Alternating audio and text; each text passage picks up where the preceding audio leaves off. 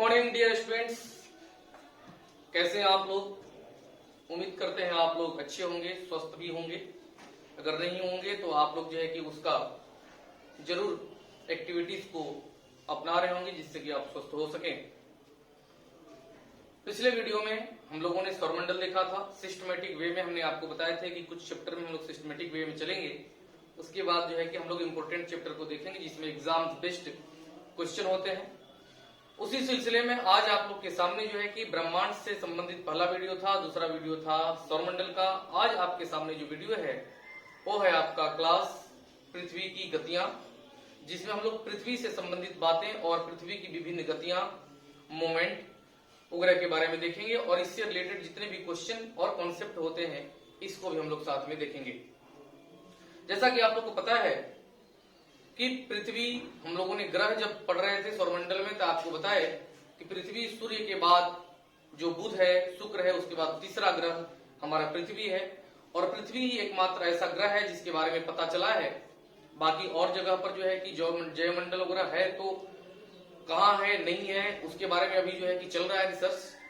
बहुत सारे जो कि लोग अपना मिशन भी भेजते हैं, लेकिन एकमात्र ग्रह पृथ्वी है जहां पर स्थल मंडल, जैवमंडल, वायुमंडल और जलमंडल है। जबकि आपको बता दें कि आपके सामने ये जो पृथ्वी है, ये पृथ्वी का आकार नारंगी के समान मिलता जुलता तो है ही, लेकिन पृथ्वी का जो वास्तविक स्वरूप है इसको हम लोग जियोट कहते हैं। यानी पृथ्वी के वास्तविक स्वरूप को यहां पर नोट कर देते हैं। वास्तविक स्वरूप जो है वो आपका जियोड है, इसलिए आप इसको भी जरा सा ध्यान में रखेंगे। तो जियोड के आकार की हमारी पृथ्वी, जिसका वजन जो है वो 5.97 इंटू 10⁻24 टन है और इसका घनत्व 5.5 ग्राम पर सीसी है। अब आपको बता दें कि पृथ्वी की गतियां में और पृथ्वी के बारे में और भी जानकारी के लिए हम आगे बढ़ेंगे। तो पृथ्वी का एकमात्र उपग्रह चंद्रमा है जो पृथ्वी के आसपास मूवमेंट करता है, और जितने दिन में चंद्रमा अपने अक्ष पर एक चक्कर लगाता है उतना ही जो है कि समय में पूरे पृथ्वी का भी एक चक्कर लगाता है। इसलिए जो है कि कभी कभी सूर्य और पृथ्वी के बीच आने के कारण सूर्य ग्रहण हो जाता है, सूर्य ग्रहण होता है। जबकि सूर्य और पृथ्वी, चंद्रमा और सूर्य के बीच में पृथ्वी आ जाने के कारण आपका जो है कि चंद्र ग्रहण होता है। तो हालांकि हम लोग यहाँ पर जरा सा देखते हैं, विभिन्न सारे जो है कि आपके फिगर्स बनाने का हमने प्रयास किए कि फिगर्स के आपके माध्यम से बताया जाए कि आप कैसे इसको जो है कि समझेंगे। उसके पहले हम आपको बता दें कि पृथ्वी का जो ये आकार हम आपको बताए, ये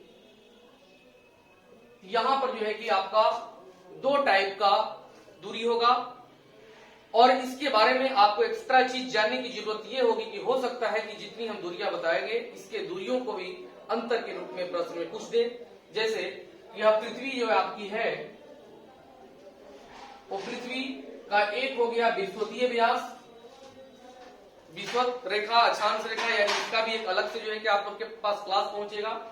जिसमें कंफ्यूजन है, मेरी पूरी जो है कि कोशिश होती है कि उसको कंसेप्ट के तहत और एग्जाम बेस्ड तरीके से आपको बताया जाए। तो ये विषुवतीय व्यास, जिसकी कुल जो है कि लंबाई या दूरी जो है वो 12,756 किलोमीटर है। इसको आप ध्यान रखेंगे, इसको हम लोग कहेंगे विषुवतीय व्यास, विषुवतीय व्यास। और उसके बाद जो आपका ध्रुवीय व्यास हो गया, यानी उत्तरी ध्रुव और दक्षिणी ध्रुव, तो उत्तरी ध्रुव और दक्षिणी ध्रुव का जो लंबाई हुआ वो हुआ आपका 12,714 किलोमीटर। इसको हम लोग कहेंगे ध्रुवीय व्यास। हो सकता है मेरे आदर्श विद्यार्थी कि आपको एग्जाम में विषुवतीय व्यास का दूरी पूछ ले या लंबाई पूछ ले तो आपका जो है कि 12,756 किलोमीटर, या ध्रुवीय व्यास का पूछ ले तो आपका 12,714 किलोमीटर होगा। हो सकता है कि अगले क्वेश्चन में ये भी पूछ सकता है कि विषुवतीय और ध्रुवीय व्यास का अंतर कितना होता है। तो आप दोनों अगर याद रखेंगे तो दोनों को जो है कि माइनस कर करके और आप अंतर भी निकाल सकते हैं। इसी फिगर में दो क्वेश्चन और आपको मिलेगा। उत्तरी ध्रुव का खोज रॉबर्ट पियरी द्वारा वर्ष 1909 में किया गया और रॉबर्ट पेरी अमेरिका के निवासी थे। और दूसरा जो है कि आपका दक्षिणी ध्रुव है जिसका खोज एमंडसन ने किया था वर्ष 1911 में और यह नॉर्वे के रहने वाले थे। यानी उत्तरी ध्रुव और दक्षिणी ध्रुव से संबंधित ये सारी चीजें भी आपको बता दिया गया। इसको आप लोग जरा सा ध्यान में रखेंगे। अब आपके सामने हम देख रहे हैं कि इसको आप लोग जो है कि वीडियो को पॉज करके देख लीजिएगा क्योंकि जगह भी कम है इसलिए इसी में सब कुछ एडजस्ट भी करना पड़ता है। अब यहाँ पर आपकी हो गई ये पृथ्वी जो सूर्य का चक्कर काट रही है। तो आपको बता दें जरा कि जब पृथ्वी अपने अक्ष पर एंटी क्लॉकवाइज, एरो आप देखेंगे एंटी क्लॉकवाइज घूमती है तो अपने पूरे अक्ष पर ध्यान रखेंगे। अभी हम जो बात बोलने वाले हैं अपने पूरे अक्ष पर जो पृथ्वी घूमती है अर्थात हम इसकी बात कर रहे हैं तो यह 27 किलोमीटर प्रति मिनट के गति से घूमती है। यानी घूर्णन गति जो है वो 27 किलोमीटर प्रति मिनट के गति से घूर्णन करती है और घूर्णन जो गति है वह जो है कि 27 किलोमीटर प्रति मिनट के रफ्तार से जब चलती है तो यह 23 घंटे 56 मिनट और 4 सेकेंड में 1 घंटा पूरा करती है जिसे हम लोग 24 घंटा के नाम से जानते हैं। अब यही आपका जो 4 मिनट बचा है यही जो है कि बदल बदल करके और हर 4 साल पर एक लीप ईयर के रूप में आ जाता है। और आपको बता दें यह जो घूम रहा है यह आपका घूर्णन गति है, घूर्णन गति। उसके बाद एग्जाम में यह भी पूछा जाता है कि किस गति के कारण पृथ्वी पर दिन और रात की घटनाएं होती हैं। तो मेरे आदर्श विद्यार्थी घूर्णन गति के कारण ही हमारे पृथ्वी पर दिन और रात की घटनाएं होती हैं। उसके बाद यह पूरा पृथ्वी चक्कर लगाते हुए, जबकि आप ऐसे देखेंगे यहाँ पर ये पूरा पृथ्वी चक्कर लगाती है जब, तो इसका जो है कि पथ जो है पृथ्वी का सूर्य का चक्कर लगाने वाला वो फिक्स नहीं है, थोड़ा जो है कि इलिप्स टाइप का है। उसके कारण सूर्य के 4 जो है कि पोजीशन अलग, सूर्य के मतलब सापेक्ष में पृथ्वी का 4 पोजीशन अलग अलग बनता है और 4 पोजीशन जो अलग अलग बनता है उसका अलग अलग एक डेट है, उसका अलग अलग एक नाम भी है, उसको भी जरा सा हम लोग देखेंगे। तो यहाँ पर पृथ्वी घूर्णन गति करते करते सूर्य का जब एक चक्कर लगाती है, मान लीजिए कि यह आपका घूर्णन गति है, यह घूर्णन गति एंटी क्लॉकवाइज और यह घूर्णन गति कहलाया। और हमको आप सन अगर कुछ देर के लिए मानते हैं तो यह जो चक्कर लगाते हुए पूरा ऐसे चलेगी तो इसको हम लोग कहेंगे परिक्रमण गति, जो 365 दिन 5 घंटे 48 मिनट 5 घंटे और उसके बाद 48 मिनट 4 सेकेंड में वो आपकी चलेगी। तो इसके माध्यम से क्या होगा, तो यहां पर इसको कहेंगे परिक्रमण गति, परिक्रमण गति।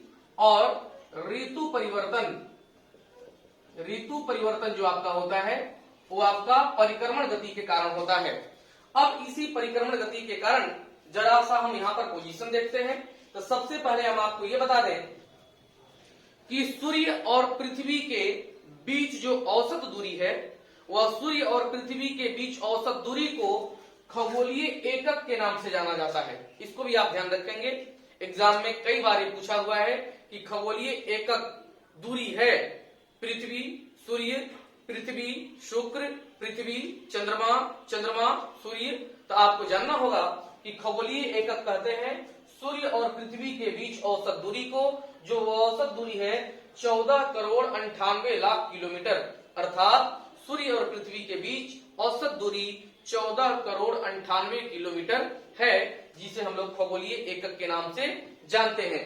उसके बाद पृथ्वी के बदलते मोमेंट के कारण इसका एक अलग अलग दूरी होती है और जब अलग अलग जो दूरी होती है तो सबसे ज्यादा दूर यानी अधिकतम दूरी किसके बीच, तो सूर्य और पृथ्वी के बीच अधिकतम दूरी होती है 4 जुलाई को और वह दूरी होती है 15 करोड़ 21 लाख किलोमीटर। और यह पोजीशन जो होता है वह पोजीशन कहलाता है ऑफशोर। अधिकतम दूरी वाला पोजीशन ऑफशोर कहलाता है, जो 4 जुलाई को होता है और सूर्य और पृथ्वी के बीच 15 करोड़ 21 लाख किलोमीटर की यह दूरी होती है। जबकि अगर बात करें हम न्यूनतम दूरी की, तो न्यूनतम दूरी जो होता है वह होता है 3 जनवरी को, और वह होता है 14 करोड़ 70 लाख किलोमीटर, जिसको हम लोग उपसौर के नाम से जानते हैं। यानी पृथ्वी और सूर्य के बीच न्यूनतम दूरी उपसौर के नाम से जानी जाती है। किसी के भी मन में एक सवाल जरूर पैदा होगा कि जब न्यूनतम दूरी 3 जनवरी को होती है, तो फिर अगर हम सूर्य के नजदीक चले गए तो फिर 3 जनवरी को इतनी ठंडी क्यों लगती है? क्योंकि हमको भी यह कंफ्यूजन हुआ और जनरली सभी स्टूडेंट को यह कंफ्यूजन होता है। जबकि हम कहें कि 4 जुलाई को बहुत दूर होती है और 4 जुलाई यानी जुलाई के आसपास हम लोग के यहाँ थोड़ा सा उमस भरी गर्मी होती है, तो इसका कंफ्यूजन अभी जो है कि आपके सामने दूर हो जाएगा, जो आपके सामने फिगर में है। तो मेरे आदर्श विद्यार्थी, आप जरा सा ये भी समझेंगे, इसको आप जरा सा नोट भी कर लेंगे, पिछले वीडियो में रखे हैं, क्योंकि यहाँ पर बहुत सारी चीजें हमको लिखनी पड़ रही हैं। अब यहाँ पर जरा आप आ जाइए, तो ये बात करते हैं, ये आपका जो ग्लोब हो गया पृथ्वी, ये इस पोजीशन में रहेगी। यहाँ पर सन है, हम सन के सामने में खड़े हो जाते हैं, और ये हो गया आपका पृथ्वी का पोजीशन, और यह एंटी क्लॉकवाइज घूमती है। आप जरा सा देखेंगे कि यह जो सबसे छोटा दिन होता है भारत में, वह 22 दिसंबर को होता है। 22 दिसंबर को होने का कारण यह है कि पृथ्वी हमसे, जो हम लोग उत्तरी गोलार्ध में हैं, तो पृथ्वी जो है वह सूर्य के, यानी इसका उत्तरी गोलार्ध सूर्य से दूर और दक्षिणी गोलार्ध सूर्य के नजदीक है। और दक्षिणी गोलार्ध में जो भी देश आएंगे वहां गर्मी होगी, जबकि उत्तरी गोलार्ध में सूर्य की किरणें तिरछी पड़ेंगी, तो वहां पर ठंडी पड़ेगी। और भारत में सबसे कम समय का जो दिन होगा वह 22 दिसंबर को होगा। और सूर्य और पृथ्वी के बदलते मोमेंट के कारण जब दिन और रात की घटनाएं होती हैं, और सूर्य से पृथ्वी का जो बदलता मोमेंट होता है, उसको हम लोग अयनांत कहते हैं या संक्रांति कहते हैं, जिसको इंग्लिश में सोल्टिस भी कहा जाता है। तो यहां पर देखेंगे 22 दिसंबर को पृथ्वी सूर्य से, यानी हमारा जो है कि उत्तरी गोलार्ध सूर्य से दूर होता है, वहां पर दिन छोटा होगा, तो यह जो है कि पोजीशन जो कहलाएगा वो नाम के आधार पर कहलाएगा शीत अयनांश, या इसी को हम लोग कहते हैं मकर संक्रांति, जो हमारे ऋषि मुनियों ने 14 जनवरी को बनाया था। तो मेरे आदर्श विद्यार्थी, शीत अयनांश या मकर संक्रांति पूछे तो 22 दिसंबर यहाँ पर जो है कि डेट दिया गया है। फिर जो है कि पृथ्वी अपना एंटी क्लॉकवाइज मूवमेंट करते हुए जब आगे बढ़ती है, तो इसका पोजीशन जो ये वाला था, अब यहाँ पर जो है कि पीछे से देखेंगे तो बराबर हो जाएगा, यानी आप ऐसे देखेंगे ऐसे, तो सूर्य की किरणें पृथ्वी के लगभग सभी अक्षांश रेखाओं पर समान पड़ने के कारण एक डेट है 21 मार्च, वहां पर दिन और रात बराबर होती है। और सूर्य और पृथ्वी के बदलते मोमेंट के कारण जब दिन और रात की घटनाएं बराबर होती हैं, तो उसको हम लोग इंग्लिश में इक्विनॉक्स कहते हैं, इक्विनॉक्स, और हिंदी में उसको विषुव कहते हैं। यानी पृथ्वी पर दिन रात की घटनाएं विषुव के नाम से जानी जाती है। और 21 मार्च का जो दिन रात वाला घटना है वह बसंत विषुव के नाम से जाना जाता है, अर्थात स्प्रिंग इक्विनॉक्स के नाम से हम लोग उसको जानते हैं। उसके बाद पृथ्वी का बदलता हुआ मोमेंट आप देखेंगे, अब यहाँ पर जो पोजीशन है वह सूर्य के तरफ हो गया है, यानी आप इसको देखेंगे 22 दिसंबर में हमसे दूर था उत्तरी गोलार्ध, लेकिन 21 जून वाला में ये उत्तरी गोलार्ध हमारे नजदीक आ गया, इसलिए सूर्य की किरणें अधिक से अधिक उत्तरी गोलार्ध में पड़ेंगी। तो उत्तरी गोलार्ध वाले जितने देश होंगे वहां पर सूर्य की किरणें सीधी पड़ेंगी, जबकि दक्षिणी गोलार्ध वाले पर कम पड़ेगी। और हम लोग उत्तरी गोलार्ध में होने के कारण जब सूर्य का प्रकाश सीधा पड़ता है, तो यहाँ पर एक डेट आएगा 21 जून। हमारे भारत में अंतर्राष्ट्रीय योग दिवस भी 21 जून को मनाया जाता है। तो 21 जून को सबसे बड़ा दिन होगा, यहाँ पर लिख देते हैं सबसे बड़ा दिन होगा। और 21 जून की जो घटना होगी वह आपका ग्रीष्म अयनान या कर्क संक्रांति कहलाएगी, क्योंकि कर्क का मतलब जो हो गया ये सूर्य की किरणें सीधी से सीधी ज्यादा तक कहां पड़ेगी, तो कर्क रेखा पर पड़ेगी और उस समय गर्मी होगा और 21 जून को बड़ा दिन होगा, इसलिए इसको ग्रीष्म अयनान के नाम से हम लोग जानेंगे। फिर पृथ्वी का मोमेंट बदलेगा और एंटी क्लॉकवाइज के माध्यम से जब यह चलेगा तो फिर एक पोजीशन ऐसा आएगा जो 21 मार्च को हुआ था, अर्थात दिन और रात बराबर होगा। तो वर्ष में 2 दिन, एक 21 मार्च को और एक 23 सितंबर को, ये दोनों दिन और रात जो है कि बराबर होता है।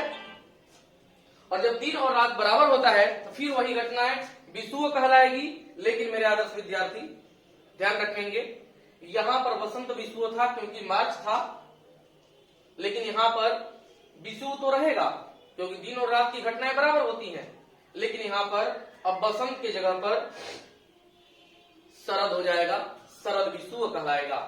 ये तो जो है कि आप पोजीशन समझे होंगे। यहां पर भी दिन रात बराबर, दिन रात बराबर, यहां पर भी दिन रात बराबर और ये घटनाएं कहलाएंगी विषुव। यहां पर उत्तरी गोलार्ध में सबसे छोटा दिन होगा, जब छोटा दिन होगा तो बड़ी रात होगी, सबसे बड़ा दिन होगा तो छोटी रात होगी। अब यहां पर उपसौर और अपसौर की जो हम बात कर रहे थे उसको भी जरा देख लेंगे। 22 दिसंबर से बदलते वाले पोजीशन, यानी हम इसकी बात कर रहे हैं। ये जो पृथ्वी आएगी यह सूर्य के सबसे नजदीक होगी 3 जनवरी को और यह घटना उपसौर कहलाएगा। जैसा कि आपको हम अभी बताए, वैसे फिगर अब रफ होने जा रहा है इसलिए इसके बारे में हम समझा देते हैं। और जैसे ही जून के बाद जुलाई आएगा तो यहाँ पर एक पोजीशन बनेगा पृथ्वी का, और यह पोजीशन जो होगा वो पृथ्वी सूर्य से सबसे दूर होगी और इसको हम लोग कहेंगे, ये होगा कब, ये होगा 4 जुलाई को और इसको हम लोग कहेंगे अपसौर। ये सारी जो है कि फिगर्स के माध्यम से जो आप देखे, इसके माध्यम से उम्मीद करते हैं कि आप रिलेटेड क्वेश्चन आप क्या याद रखेंगे। तो आप ये याद रखेंगे कि अयनांत क्या होता है, जिसके बारे में हम अभी बताए, मतलब थोड़ा सा पीछे जाकर के उसको देख लीजिएगा। उसके बाद आपको अयनांत के साथ साथ संक्रांति बताए, विषुव के बारे में बताए, दिन रात की घटनाएं छोटी बड़ी, दिन रात बराबर की घटनाएं, इसके बारे में बताए। उसके बाद ऋतु परिवर्तन परिक्रमण के कारण, और परिक्रमण जो है कि सूर्य का जो चक्कर लगाने वाली घटनाएं हैं, जबकि घूर्णन गति के कारण दिन और रात होगा। उसके बाद आपको ये भी बताए कि पृथ्वी का जो वास्तविक स्वरूप है वो जियोड के नाम से जाना जाता है। तो ये सारी जो है कि चीजें हैं, वो जो चीजें हम आपको बोल रहे हैं उसको भी खगोलीय एकक के बारे में आपको बताए। पृथ्वी और सूर्य के बीच औसत दूरी को खगोलीय एकक कहते हैं। उसके बाद आपको ये भी बताया कि आपका पृथ्वी जो है उसका घनत्व 5.5 ग्राम पर सीसी है, इसको भी आप ध्यान रखेंगे, इसको नोट कर लेंगे। उसके बाद आपको इसका वजन बताया, इसका द्रव्यमान बताया। द्रव्यमान जो हुआ 5.97 इंटू 10⁻24 टन। अगर आप केजी में बदलेंगे इसको तो आप जो है कि 2 जीरो उसमें बढ़ा सकते हैं।